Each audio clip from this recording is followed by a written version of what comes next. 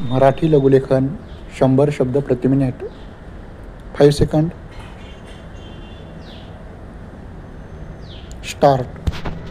दिनांक 5 सप्टेंबर 1985 रोजी साजऱ्या होणाऱ्या शिक्षक दिनानिमित्त राष्ट्रीय शिक्षक कल्याण निधीला सढळ हाताने मदत करून गुरुजनांविषयीचा आदर आणि भक्तिभाव सर्वांनी व्यक्त करावा असे आवाहन शिक्षणमंत्री प्राध्यापक राम मेघे यांनी केले आहे. मे 1985 पर्यंत या शिक्षक कल्याण निधीतून महाराष्ट्रातील 11,368 शिक्षकांना अथवा त्यांच्या कुटुंबियांना एकूण 69,228 रुपयांचे सहाय्य देण्यात आले आहे.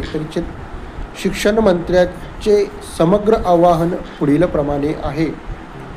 दरवर्षी 5 सप्टेंबर या दिवशी सर्व भारतात आपण शिक्षक दिन साजरा करतो. ज्यांनी आपल्याला जपले, जोपासले, वाढविले, मोठे केले, आपल्या ज्ञानाच्या, अनुभवाच्या आणि कर्तृत्वाच्या कक्षा विस्तारण्यासाठी परिश्रम घेतले, त्या गुरुजन विषयांचा आदर आपण भक्तिभाव व्यक्त करण्याचा हा महामंगल दिवस. परिच्छेद. हा भक्तिभाव आणि आदर आपण 2 प्रकारांनी व्यक्त करतो.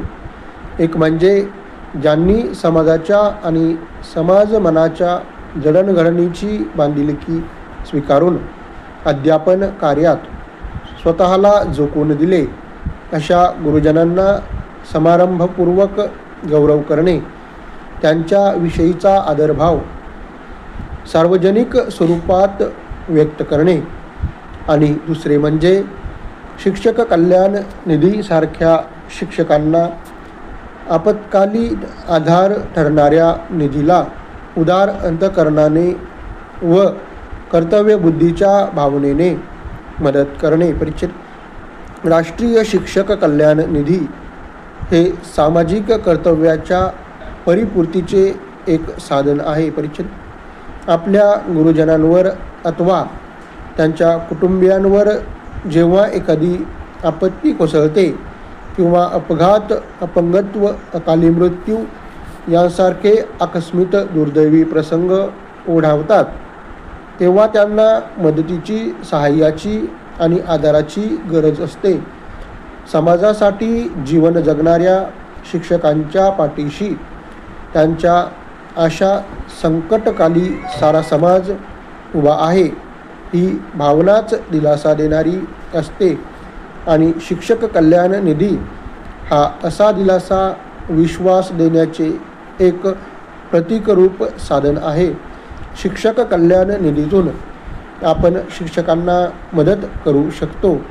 मे 1985 पर्यंत या शिक्षक कल्याण निधीतून महाराष्ट्रातील 11,368 शिक्षकांना अथवा त्यांच्या कुटुंबियांना एकूण 69,228 रुपयांचे सहाय्य देण्यात आले आहे. परिच्छेद. येत्या 5 सप्टेंबर रोजी शिक्षक दिन साजरा करीत असतानाच शिक्षक कल्याण निधीसाठी जास्तीत जास्त मदत गोळा करणे हे आपल्या सर्वांचे आद्य आणि पवित्र कर्तव्य आहे. महाराष्ट्रातील जनता दानशूर आहेच. संकटग्रस्तांना सहाय्य करण्यात ती सदैव अग्रभागी असते. आपला हा लौकिक आणि आपली ही परंपरा आहे. आणि शिक्षक कल्याण निधीला मदत म्हणजे तर कर्तव्यपूर्तीचे समाधान आहे. म्हणूनच या निधीला सढळ हस्ते मदत करण्यास महाराष्ट्रातील जनता मागे राहणार नाही, अशी माझी दृढ श्रद्धा आहे. या राष्ट्रीय शिक्षक कल्याण निधीला भरघोस सहाय्य करावे, असे माझे आपणा सर्वांना कळकळीचे आणि आग्रहाचे आवाहन आहे.